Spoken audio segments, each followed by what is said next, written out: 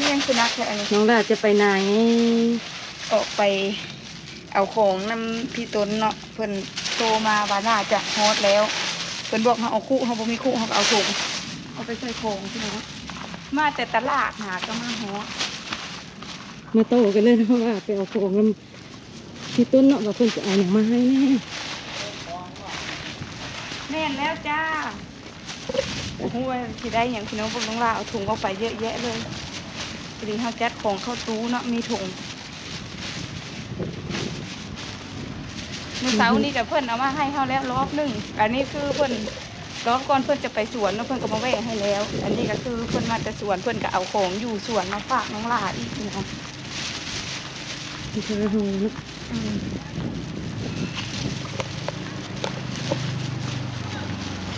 วัดดีแล้วในเด้อ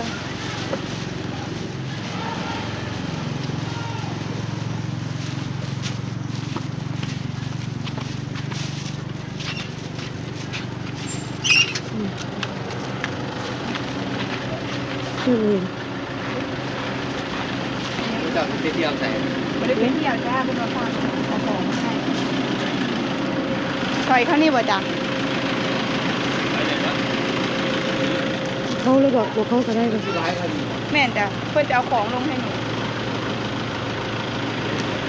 สวัสดีจ้าพี่ต้นขออนุญาตถ่ายได้ไหมคะเฮ้ย แล้วถ้าก็มาเอาเนี่ย เราส่งเข้าก็เห็นตัวเข้า เครื่อง เห็นเครื่องไม่สาเดี๋ยวจูงกันมอไซค์ออกป่ะ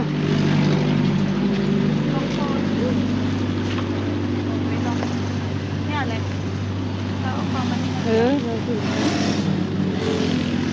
ตอนนี้เขาก็ล่อของนะพี่น้องคนยังถอยรถ เพื่อที่ยับรถนะ เอาขึ้นเทิงนี่ก็ได้ บ่าวกับเมา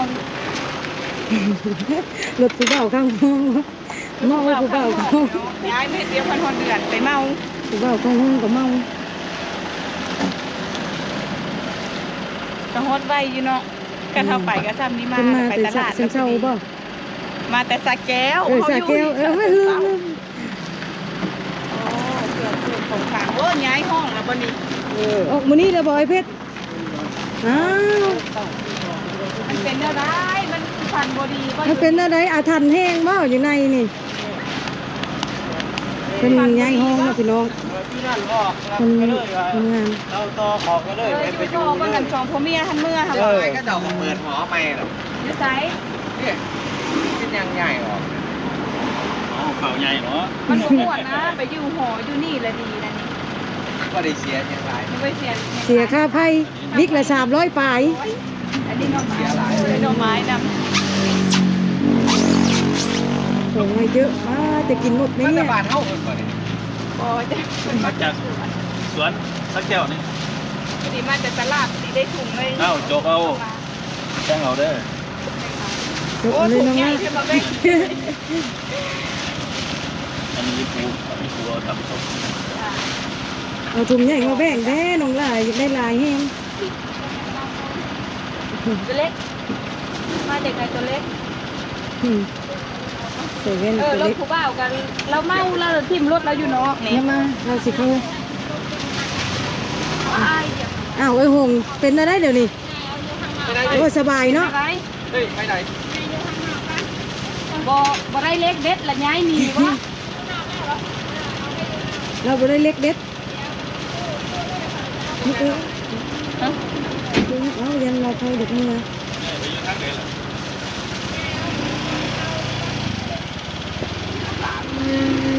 เอาหลายๆเอาหลาย เอาไว้แต่งเพื่อนทำงานกินเลย ๆเดี๋ยวเอาไปให้หมูน้ำนะ จ้า แบ่งกันกินเรา นี่ก็เดือนละมื้อละซื้อกินมื้อละ20 บาทเข้ามา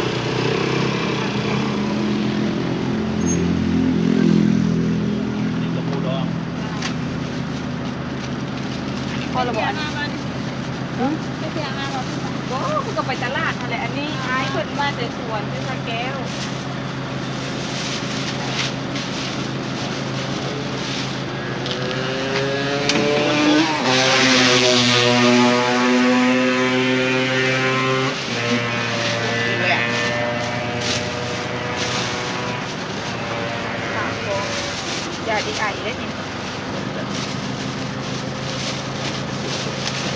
ตัวนี้อีกเด้อ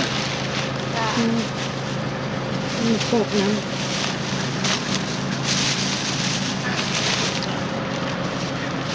ที่ดูทั้งหมดแล้วอ่ะ เพราะว่าคนตกยังเอง ตุ๊กจะใส่ตาแก้ว สักแก้วยุคเขากันคนตกก็ว่าออกมาสักแก้ว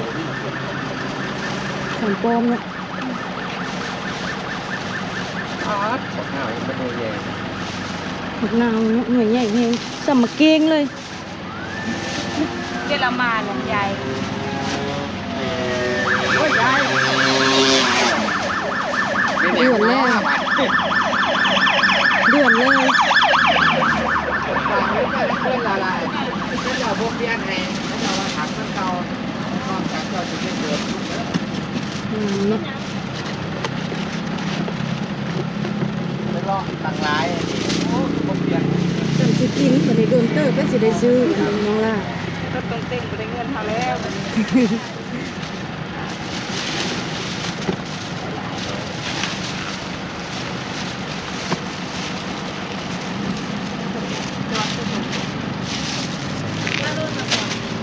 ไม่เป็นอย่างแบบ จ้า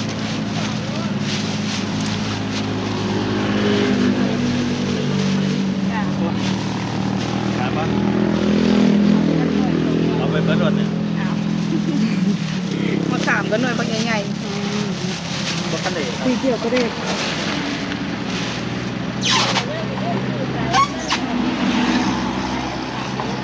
แบ่งกันกิน ค่ะขอบคุณค่ะ ๆมากับผู้ดีเลยทีกับสิ้นเดือนนี่เสียเมื่อฝากหลานแน่ พ่อแม่ ถูกหลายอยู่ หลายอยู่เดี๋ยวไอ้กลับเลยบ่ ขอบคุณเด้อ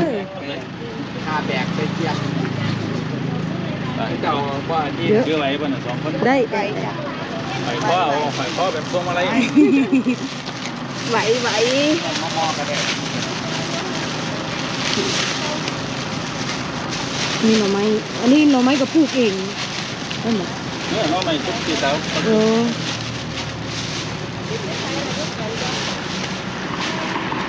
ขอบใจได้ ใจขอบใจขอบคุณค่ะ เดี๋ยวเข้าห้องก่อนขอบคุณ ขอบคุณนะคะเพิ่นก็มาส่งเล็กน้อยเนาะพี่น้องเดี๋ยวเพิ่นก็ออกกลับบ้าน เดี๋ยวเราก็จะเข้าห้องพี่น้องของสดๆจากสวนเนาะเพิ่นเก็บมาให้ ยังบ่มืดเลยนั่น ยังอยู่น้ำมือ เอ้า เพิ่นเสียดายเนาะโอกาสบ่ทันคันเฮาไปกับเพิ่นเฮาก็น่าจะได้ไปลอกเก็บเองอยู่สวน โอกาสหน้าเพิ่นว่า โอกาสหน้าเพิ่นมาฮับไป ซ้ำมาที่ตลาดเดี๋ยวเพิ่นน้องล่ะ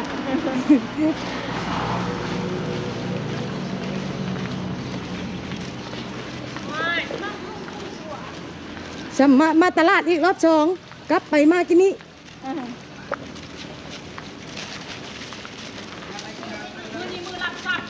เออ หักอันนั้นได้ มีแต่มากส้มฮับแต่เช้าจนค่ำ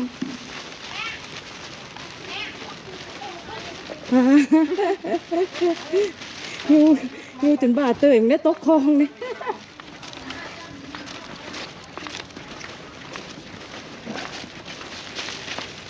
พี่น้องมันจริงน้องกันหลายๆเพิ่นเอามาฝากหลายๆแต่ขโมกขอบใจนะเพิ่นเนาะ เดี๋ยวจะแบ่งมันหูไปให้ เพิ่นลงงานแน่หมูกิน ให้เขาสาวน้อยแล้วก็สาวหงมาหูหั่นนะ อืม อ่า นี่เอ่ะนี่น้องล่ะ เนี่ยเนาะกระปูน้ ดีเนาะกับปู ำเดี๋ยวหาถุงแบ่งให้เพื่อนโรงงานเนาะ อืม เพราะว่า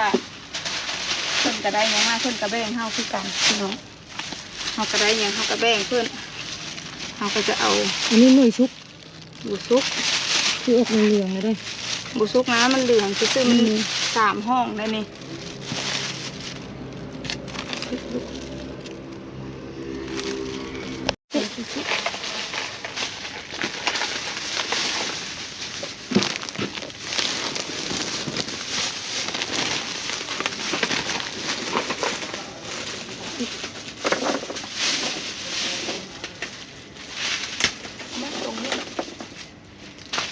ใส่เนื้อละน้อย เรียกมาหน่อยโอ้เนื้อละก เนาะ ำอืม เป็น3อย่าง ไปมากบน้ำหมักเซล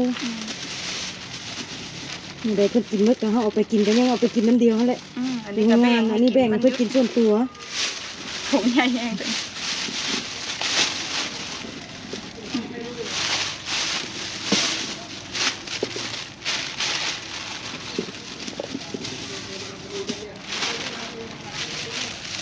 หลายเนาะเป็นปลูกเป็นค่ะ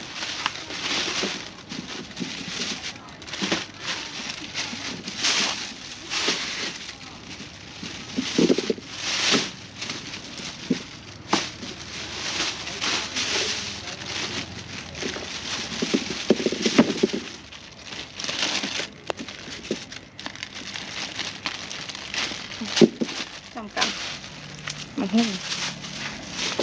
นี่ก็ทนแล้วเนี่ยทนแล้วเนี่ยอืม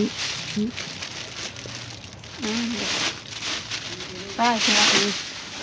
ใหญ่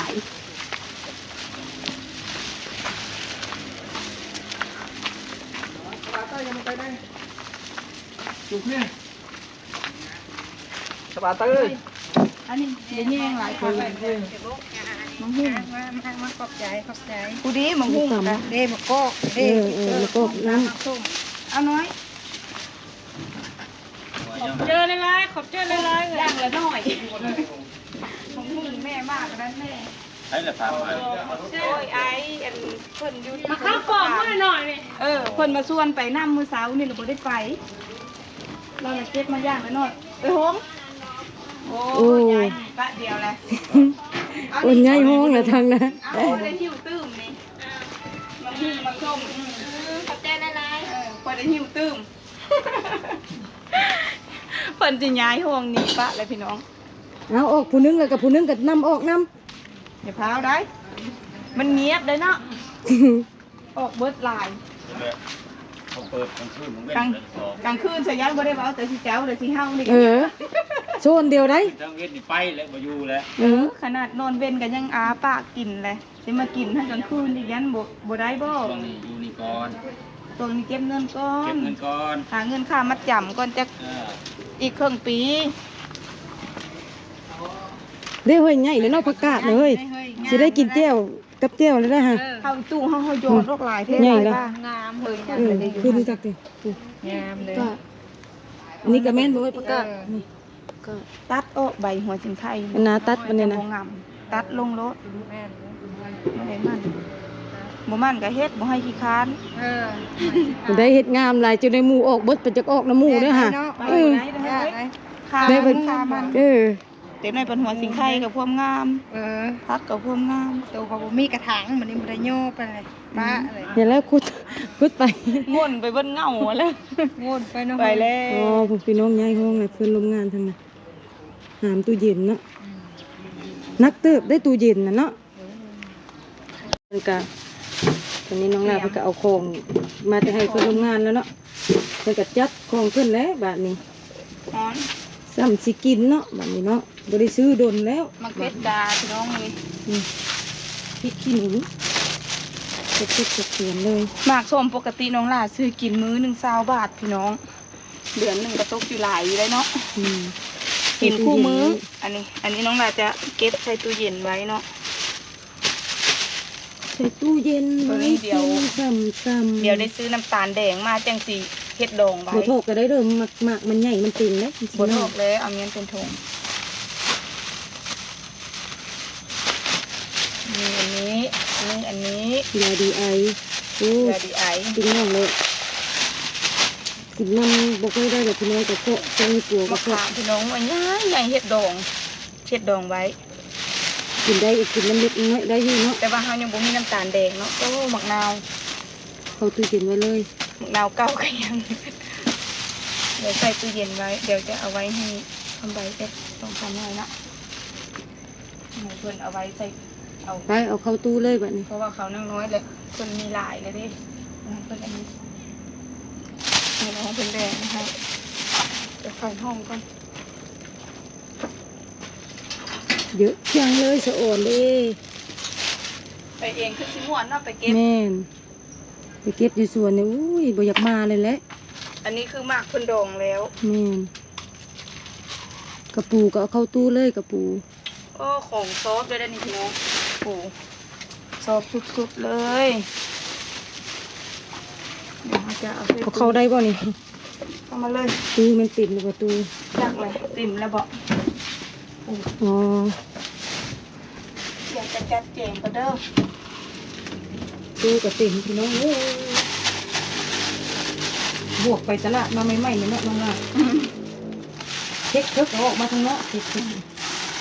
เช็คเอาไว้นี่ดาวก็เอามาเก็บรวมกัน มะนาว เปิ เนี่ย ดเปิดเตาไฟดู มะนาวเราเอาออกไว้ใช้ทางเนาะตัวเก่าเนาะ อ๋อเน่าก็มีนะ เอาไว้ออกใช้เลย บอกเอาออกมันแห้งเน่าไว้ในตู้นี่แหละอยากเป็นไข่เอา อันนี้คือเห็ดนางฟ้า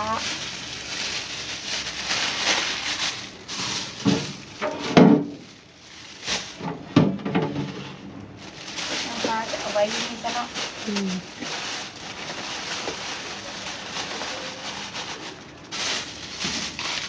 หัวมักเล่น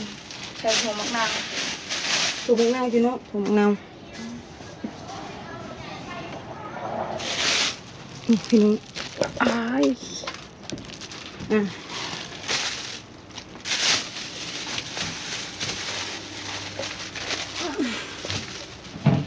จะเอามังหุ่งลงพื้นเนาะ อืม เป็นหน่วยใหญ่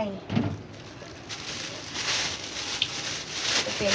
ข้าวลงพื้นพี่น้องโอ้มากอกน้ำอ่ะอันนี้ผมมีบอนใส่เลย หรือว่ามังหุ่งเอาออกก่อนบ่ มันก็เหี่ยวกระปู ช่วงแข่งก็ได้กระปู เนาะ อืม เก็บนิดเลยมันจังบ่อันนี้ ดอกบัวหมิ่น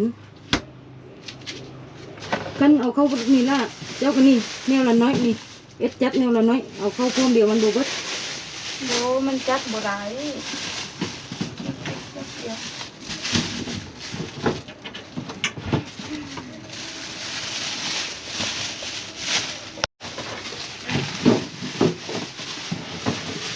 เดี๋ยวเก็บมากตุ่มก่อนพี่น้องของซอกก่อน คงเกณฑ์ง่วงบ่ เวลาไปงานเนี่ยมันชอบง่วงนอนเด่นปุ๊บนี่เนาะ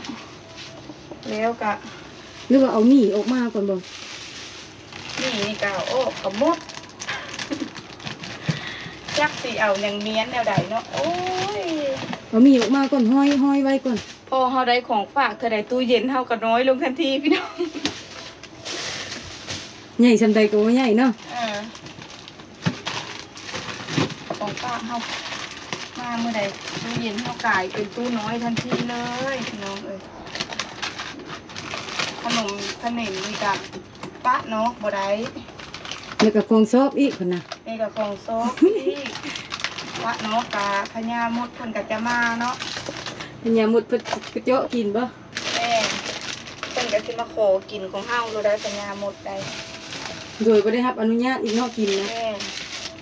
มีแต่หมักบวบเอาไว้แกงหมักหุ่งเอาไว้ตำ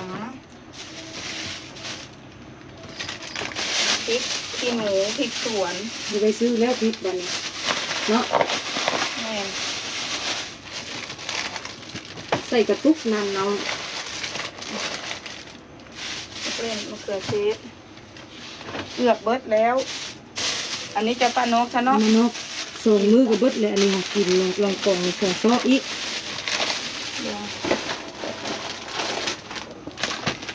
มะนาวนี่ปะเนาะก่อนซะเนาะตู้วางจะกระมาเนาะมะนาวเนาะพี่น้องเดี๋ยวคลิปนี้น้องลาจะจบเพียงเท่านี้เนาะพี่น้องเนาะบ๊ายบายขอบพระคุณคนเอาของมาฝากเด้อขอบคุณหลายๆพี่ตุน